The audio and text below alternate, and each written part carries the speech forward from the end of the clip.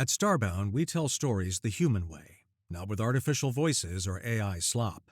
In the end, what's HFY without humanity? Subscribe to keep it this way. My name's GeneralG. Let's begin. The Beast Taming Academy was neither a military facility nor a civilian institution. It was a place where sapient individuals learned to bond with various non-sapient animals. These creatures possessed unique abilities that science could not yet replicate. Abilities useful across many contexts, from medicine to warfare and even certain highly specialized industries. Lead instructor Sig was about to face an unusual incident as a human walked into the opening class among the new batch of students. Sig stood at the center of the main assembly hall, a vast circular chamber. The architecture had been designed specifically for this purpose, to keep the creatures calm during bonding ceremonies. Before him, arranged in a loose semicircle, 15 students from various planets across the galaxy awaited his opening speech and the bonding ceremony that would follow. He paced from side to side without saying a word. His eyes, all three of them, though the central one remained closed, swept across the assembled cadets. There was the usual mix: 2 Vakreen with their exoskeletons, a cluster of 3 Quellen, a Trix who stood taller than the rest with characteristic purple skin and a bald head that seemed to attract every photon in the room. And his gaze paused. Yes, there was the human. Behind Sig, he could hear the other instructors bringing in the creatures for the bonding ceremony. The soft patting of paws, the scrape of claws on stone, the wet shuffle of something that moved on pseudopods, the flutter of wings, and various other sounds that spoke of the vastly diverse group of animals being assembled. He didn't turn to look, not yet. He knew from experience that the students needed this moment of anticipation, this building tension that would make them understand the dangers of what they were about to attempt. When the sounds behind him finally settled into a waiting silence, Sig stopped his pacing. He turned slowly to face the creatures. There were 23 of them, more than enough for the 15 students with some to spare. They stood or sat or coiled in a line, each held by a restraining leash that was more psychological than physical. Most of these creatures could break free if they truly wanted to, but the months of careful handling had taught them that the leash meant safety, meant food, meant the absence of threat. The scaled white tentacles that hung from Sig's chin, a feature of his species that many other races found unsettling, went perfectly still. Then, with a sensation that always felt like opening a door that had been closed for too long, his third eye opened in the center of his forehead. The world exploded into color and sensation. Psionic waves washed over him, emanating from every creature in line. He had learned long ago to filter the cacophony, to sort through the emotional frequencies like a musician identifying individual instruments in an orchestra. The cribbit, anxious but not frightened. The swamp acid spitter, comfortable, recently fed, content. The small flyer, eager, playful, wanting to stretch its wings. One by one, he checked them all, confirming that none were feeling distressed from the crowd of unfamiliar sapients watching them.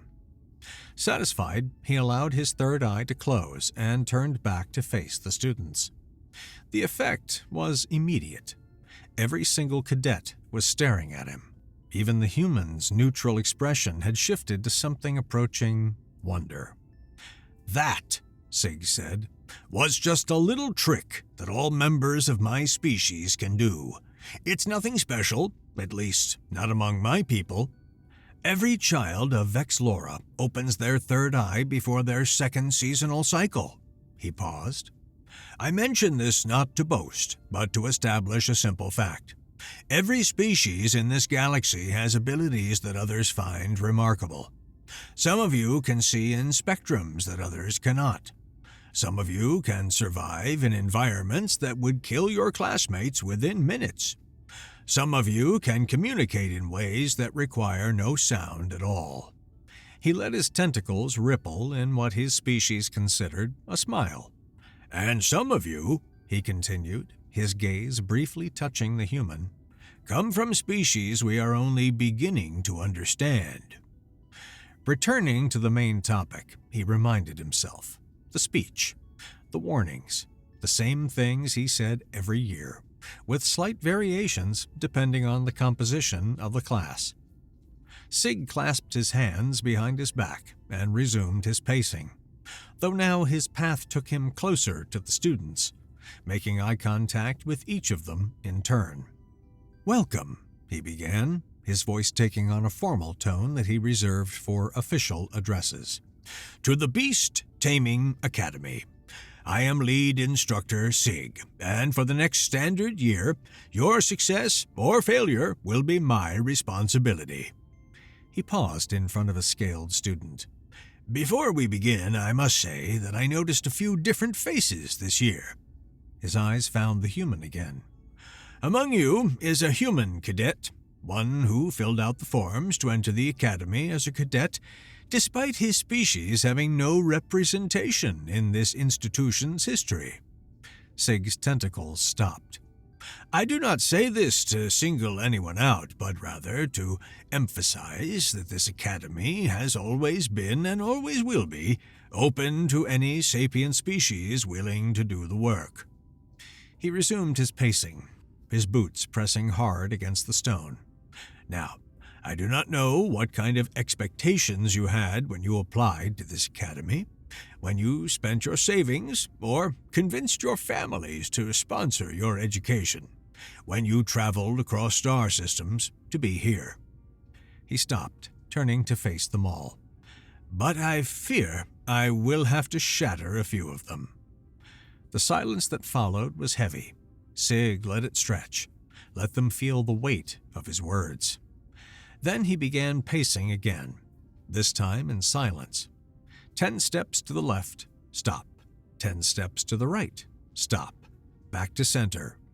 The students watched him, tension building with each footfall. "Every year," he finally continued, his voice harder now, "there is someone who insists on choosing their companion beast because they want to work in a specific, well-paying field. Medical response teams, deep space exploration, military reconnaissance, corporate security." Each phrase was punctuated by a step.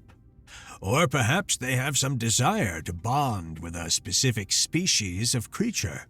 They saw a holovid once, or their parent had one, or they read about the prestige associated with bonding to a crib, or a void swimmer, or a phase beast." He stopped in front of the tricks student, who had been leaning forward with interest. "This will not happen.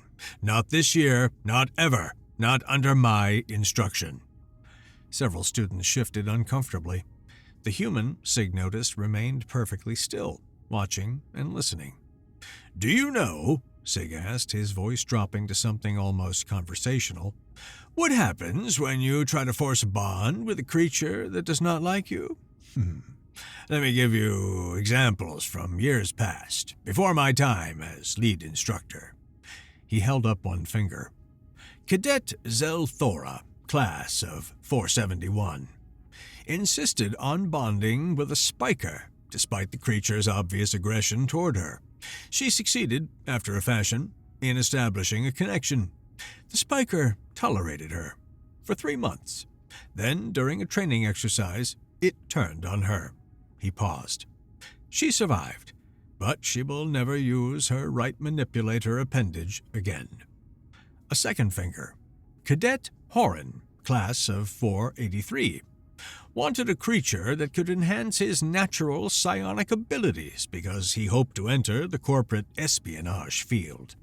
He forced a connection with a mind tender, using techniques he'd learned from unsanctioned sources.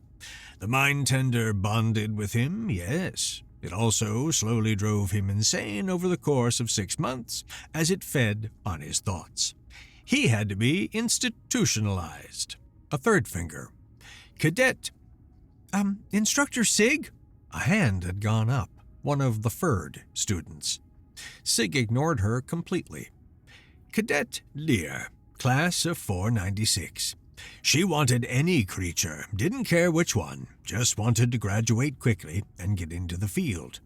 She tried to bond with 5 different creatures in the first month, using stimulants and pheromone enhancers to make herself more appealing to them. None of the bonds took.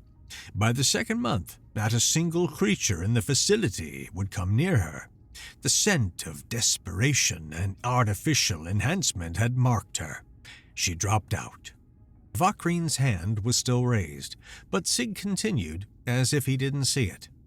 "These kinds of incidents do not happen anymore," he said, his voice rising, filling the chamber with unmistakable authority. "I will not allow it. I do not care who you are, who your father is, what corporate sponsor paid your tuition, or where you come from." His third eye opened briefly, and several students flinched. "If I sense that you are attempting to force a bond, to coerce a creature, to use any method that does not result in genuine mutual selection, I will remove you from this program immediately. There will be no appeals, no second chances, no exceptions." He let his third eye close again and took a deep breath, his tentacles settling into a more neutral position. "Today, I am giving you an opportunity, the first of many throughout this academic year, to be chosen by a creature to be its master. Note my phrasing carefully. To be chosen, not to choose. The creatures decide. Always." Sig's expression softened, though his voice remained firm. "I do not expect you to succeed today. In fact, I would be surprised if more than 1 or 2 of you managed to attract even the interest of these creatures on your first attempt. This exercise is designed to help you understand how hard it is to earn their trust, to give you a baseline from which to measure your growth, and to show you the kind of training you will have to undergo during the academic year to accomplish the goal of bonding with a creature." He paused in front of them, his hands still clasped behind his back. "So," he said, his tentacles curling into his equivalent of a smile, "who wants to go first?" For a moment, no one moved. Then a hand shot up, with such enthusiasm that the student nearly lifted off his seat. "Me, Instructor Sig, me!" The Trix, who had caught Sig's attention earlier, was practically vibrating with eagerness. "I have a lot of experience with creatures. My family owns a breeding facility on Trix Prime. I've been around animals my whole life. I know how to handle them, how to read their body language, how to—" "Very well," Sig interrupted, already regretting his decision, but knowing that sometimes the best lessons came from allowing students to fail spectacularly. "Go ahead, bond with your creature." The trick started toward the white circle painted on the floor between the students and the creatures, then stopped and turned back. What do you mean, exactly?" Every other student was staring at the tricks now, some with expressions that Sig recognized as disdain. Those were likely the ones who had wanted to go first but had hesitated. Others looked at him with something that might have been fear or perhaps pity. But most seemed simply curious. As far as Sig could tell, they wanted to see what would happen, wanted to gauge what would be expected of them. Sig pointed at the white circle on the ground. "You will call to the creatures from there. The other instructors will release the leashes. If any creature responds to your call and approaches you willingly, I will consider that a successful bond, or at least the beginning of one." Immediately, several students began talking among themselves. The human leaned toward one of the Quellans and said something too quiet for Sig to hear. "Silence!" Sig said, not shouting, but somehow making the word fill the entire chamber. The effect was immediate and total. "Not all creatures appreciate noise. Some of them, in fact, find it threatening. If you continue to chatter while a bonding attempt is underway, you may find yourselves attacked when the leashes are released. The creatures know that the other instructors and I can protect them from threats. Do not make them perceive you as one." Absolute silence fell over the room. Even the creatures seemed to sense the shift in atmosphere, several of them going still and alert. The Tricks stood in the white circle now, turning back to face Sig with an uncertain expression. How should I call them?" Sig allowed himself a brief laugh. "Any way you want. With your voice, with pheromones, with glowing displays if your species is capable of such things. Anything is valid when dealing with such a diverse group of creatures and students. There is no wrong method, only unsuccessful ones." The Tricks nodded, then turned to face the creatures. He seemed to steel himself, taking a deep breath that expanded his chest. Then he raised his arms above his head and began snapping his fingers repeatedly, producing a sharp staccato sound that echoed oddly in the acoustically dampened chamber. Sig didn't even have to use his psionic abilities to notice that none of the creatures liked this display. The response was immediate and universal. The crib, a four-legged creature with a long, elegant neck that humans might find similar to a giraffe, turned its head completely away and closed its eyes, its chemical-sensitive antennae going soft and flat against its skull, in a clear sign of disinterest. The swamp acid spitter, which had been contentedly sitting in a puddle of its own making, actually took a step backward, its facial structure contorting into what any sapient observer would recognize as disgust. Even the small flyer, usually the most curious and friendly of the batch, buried its head under one wing. "Stop," Sig said. "That is enough. Any more, and you will not simply fail to attract them, you will actively scare them." The Tricks lowered his arms, the snapping sounds dying away. He stood there for a moment, as if hoping one of the creatures might have a delayed reaction, but none of them showed any further interest. Finally, shoulders slumped, he walked back to join the other students. Sig felt a pang of something that might have been sympathy. He had seen this so many times over the years, confidence crashing against the reality of how difficult this actually was. "Don't feel discouraged," Sig said, addressing the Tricks, but speaking loudly enough for all of them to hear. "There have been very few successful bonds on the first day. In my 20 years of teaching, there have been fewer than 100 students who managed to attract a creature's genuine interest during their first attempt. Failure is not just expected, it is the norm. You will learn from this. You will adapt. That is why you are here." The Tricks nodded, though he didn't look particularly comforted. "Now," Sig said, scanning the assembled students, "who wants to try next?" A tentacle went up. So did a hand. Sig's eyes moved between them, then stopped when he realized that that hand belonged to the human cadet. Curiosity sparked in his mind. That same curiosity that had drawn him to xenobiology in the first place, that made him want to observe and understand how different species interacted with the universe around them. "You," Sig said, pointing at the human. "Go ahead." The human walked toward the white circle with a gait that Sig found interesting. Neither the confident swagger of the Tricks nor the hesitant shuffle of some of the other students. All eyes and visual organs of various types followed him. Sig could feel the attention shift in the room, could sense the collective curiosity about how this representative of a relatively unknown species would perform. "Bond with your creature," Sig said, repeating the same words he'd given to the Tricks, though inside he didn't expect much. Humans were mammals, if he remembered correctly from his limited xenobiology briefings about the species, and while mammals often had good instincts for reading certain types of body language, they lacked so many of the tools that other species took for granted.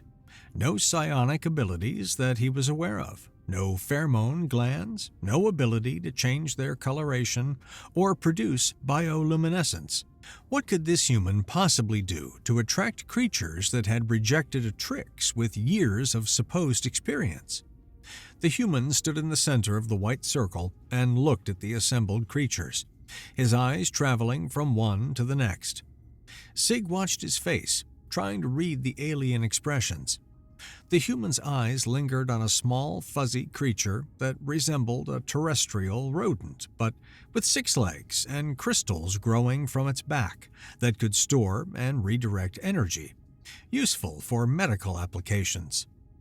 They moved to a serpentine creature with pink scales that could phase through solid matter for brief periods, invaluable for rescue operations. Then to a creature that looked like a mobile plant, with vine-like appendages and a flower-like head that could detect and neutralize most toxins, a prize for anyone wanting to work in hazardous environment management. The human said nothing, did nothing, just stood there, looking. Then he pursed his lips and whistled. It was a high-pitched sound, pure and clear, that seemed to hang in the air for a moment. The human's technique was simple, a brief ascending note followed by a longer, steady tone. For a moment, nothing happened. Then, every single creature moved. The crib's head snapped around, its eyes focusing on the human with sudden intense interest. The swamp acid spitter surged forward. The small flyer burst from its perch with a chirp of what sounded like joy.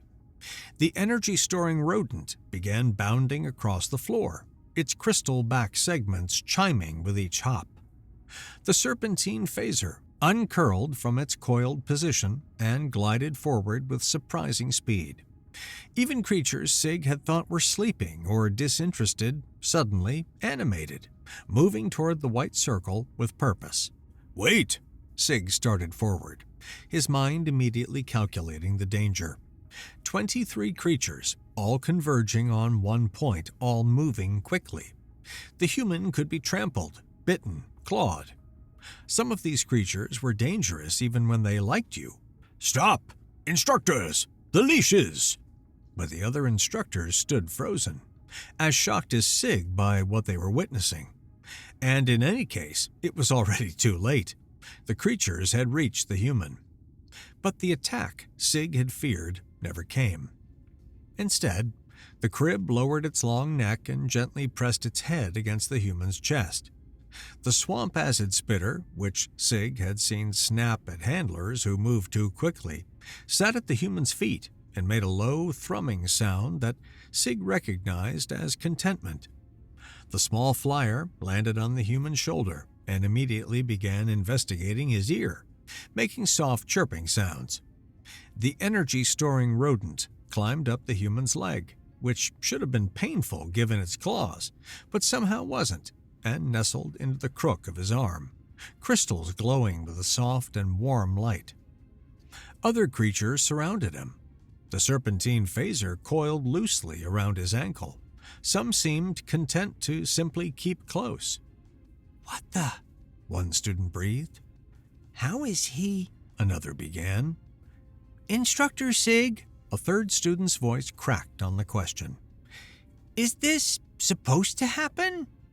Sig stood frozen, utterly shocked.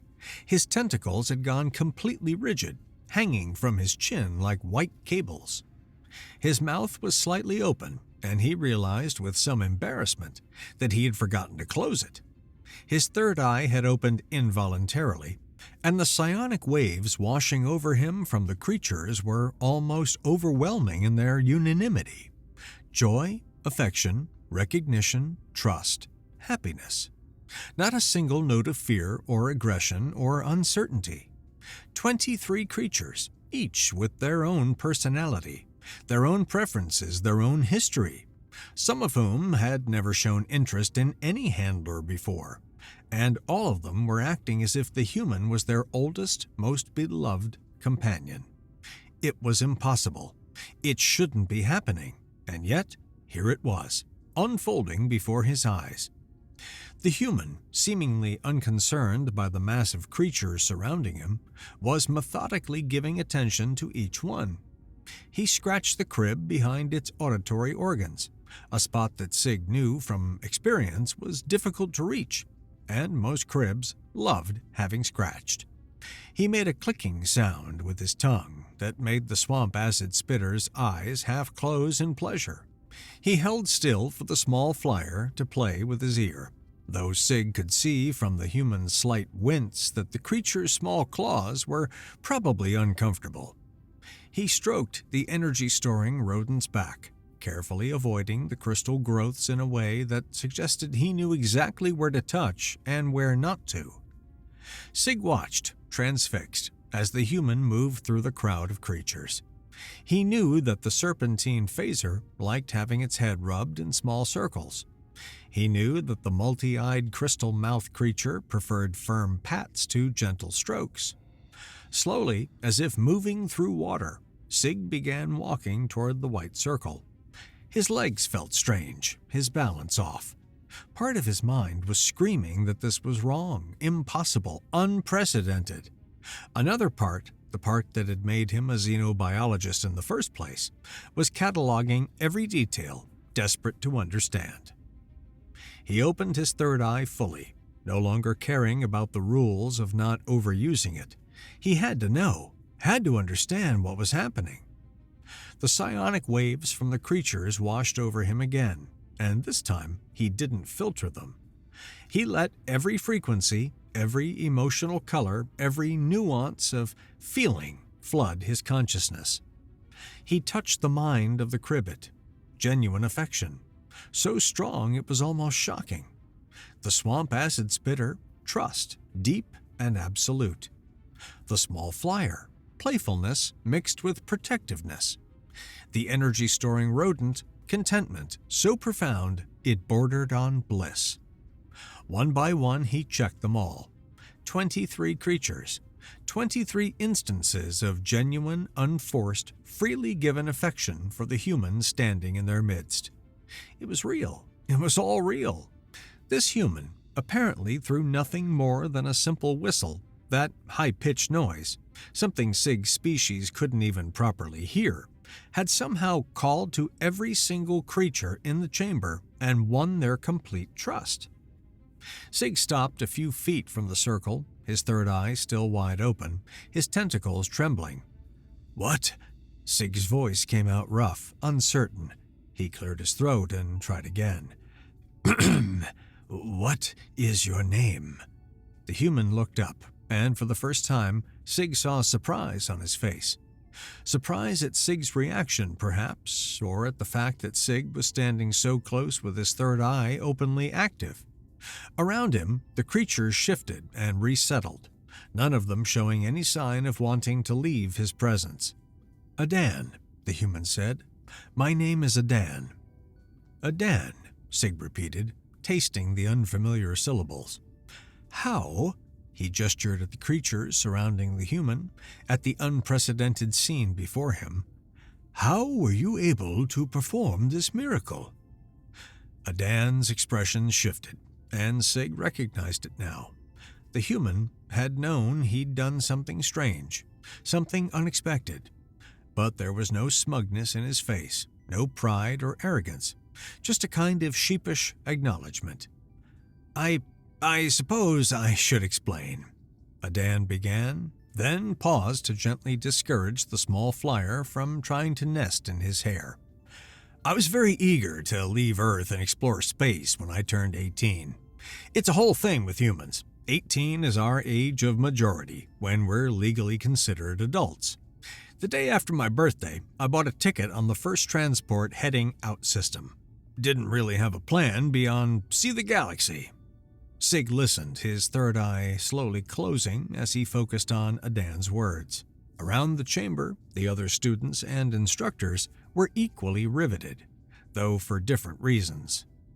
"My first job," Adan continued, scratching the crib's neck absently, "was crewing on a ship that went to death worlds.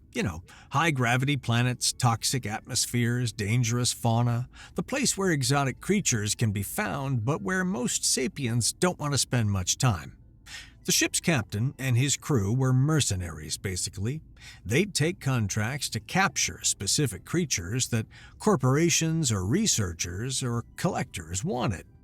The energy-storing rodent chirped, and Adan shifted his hold on it to make it more comfortable before continuing. The mercenaries would go out with their guns and their glory and their protective gear to capture these creatures. My job was to stay in the ship and take care of whatever creatures they'd already captured. Make sure they were fed, kept comfortable, didn't kill each other or themselves. Adan smiled, a somewhat sad expression. It wasn't glamorous, but it paid well, and I got to see parts of the galaxy most humans never would. Sig felt something click in his mind. The Academy orders a new batch of creatures every year for bonding with the students. Adan nodded. Exactly. About 4 months ago, our ship got a contract to deliver to this academy. 23 creatures, all different species, all supposed to be healthy and behaviorally sound. It was a big contract. Took us to 10 different planets to collect everything on the list. He looked down at the serpentine phaser coiled around his ankle. I spent 3 months living with these guys in the cargo hold. Made sure they were healthy, yes, but also I had time. Time to learn what each of them liked. Time to figure out where they liked to be scratched, what sounds they responded to, what made them happy or nervous or angry. The pieces were falling into place now. Sig could see it, could understand how this happened. You were the one taking care of these creatures before they were brought to the academy. They know you. They trust you because you've been caring for them for months. Yes, Adan agreed, but it's more than just that they know me. When we dropped them off here 2 weeks ago, He hesitated, looking slightly embarrassed. I heard about the academy, heard what it did, how it trained people to bond with creatures and work with them professionally. And I realized that was what I wanted to do. Not capture creatures for profit, but actually work with them, build real relationships with them. He gestured at the creatures around him. So I went through the application process, filled out all the forms, submitted the required materials, paid the application fee. Got accepted as a cadet. He shrugged. I just didn't mention that I'd already spent 3 months caring for the exact creatures I'd be trying to bond with. Despite himself, despite the shock still coursing through his system, Sig felt a laugh building in his chest. It burst out before he could stop it, a deep, rumbling sound that made several creatures look up in surprise. You didn't think to mention it? Sig asked, his tentacles rippling with amusement. Well, I didn't think it was relevant, Adan said, and now he was smiling too. The application asked about formal training and certifications, not about whether I'd babysat the test subjects. Sig shook his head, still trying to wrap his mind around the absurdity of it all. To bond with every single one of them, though, even knowing they're familiar with you, that seems... I learned their preferences, Adan explained. Take the acid spitter here. He gestured at the swamp acid spitter sitting contentedly at his feet. Everyone thinks you need to be aggressive with them, show dominance, because they're from a death world where everything is trying to kill everything else. But this one? They're actually really anxious. He pointed at another creature, a small armored thing with retractable spines. That one has a spot right behind its armor plates that itches constantly.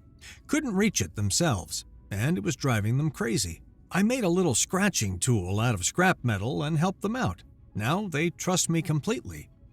Sig listened as Adan went through several more examples, each one demonstrating a deep understanding not just of creature behavior in general, but of these specific individuals.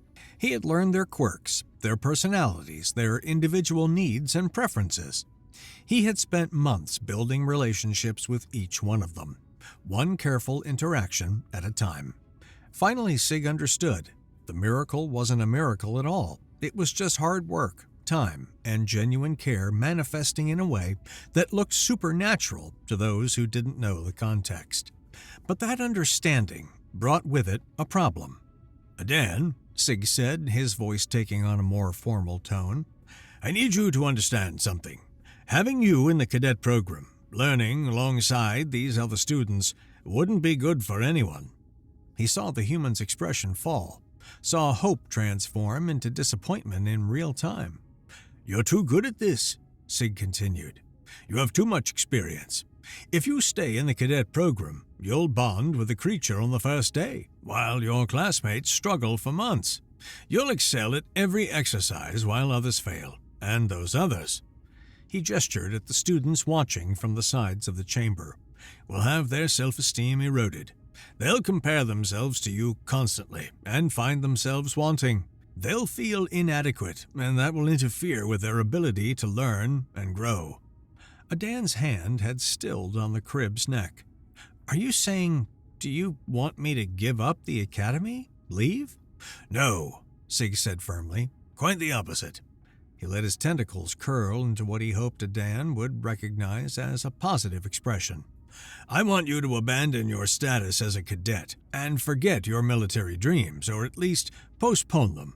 I want you to become an instructor here, working directly under me."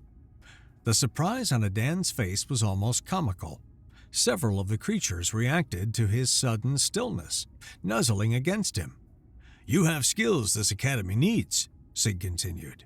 "The ability to understand creatures on an individual level, to build trust with species from across the galaxy, to see past the surface behaviors to the needs underneath. These are exactly the skills we're trying to teach our cadets. But they're also skills that take years to develop in most cases. You already have them."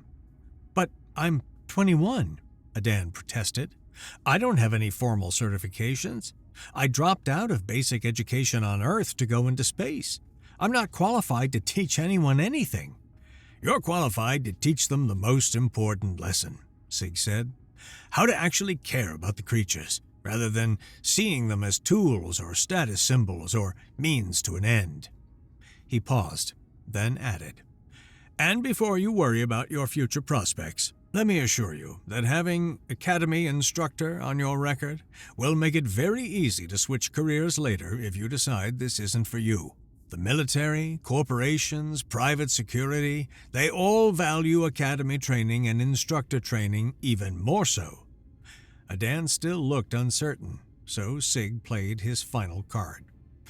"Also," he said, keeping his voice casual, "instructors get to bond with not just one creature, but with 5. We need to be able to demonstrate various techniques, to show cadets how to handle different situations, to provide examples of successful bonds across multiple species." He watched Dan's eyes widen. "I'm certain that someone like you, someone who has the same deep appreciation for creatures that I do, wouldn't be happy with just one companion. Am I wrong?" The small flyer chose that moment to chirp loudly and nip at Adan's ear, as if adding its own opinion. The energy-storing rodent's crystals pulsed brighter. The crib pressed its head more firmly against Adan's chest.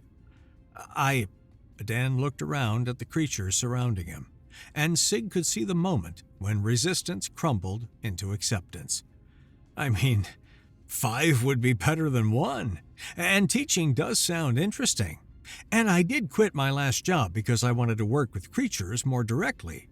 "Is that a yes?" Sig asked. "Yes," Adan said, a smile spreading across his face. "Yes, this is actually even better than being a student here. When do I start?" Before Sig could answer, one of the other students, a Quellan who had been watching the entire exchange with growing disbelief, spoke up. "Wait, that's it? He just gets to be an instructor? Just like that?" Sig turned to address the full assembly of students, his tentacles settling into a more neutral position. "Class, you have just witnessed something that I will expect you to remember for the rest of your time here. Adan succeeded not because of any special ability or power, not because of luck or favoritism, but because he spent months doing the hard, unglamorous work of actually caring for these creatures. He learned their needs, he built their trust, he treated them as individuals rather than as objects."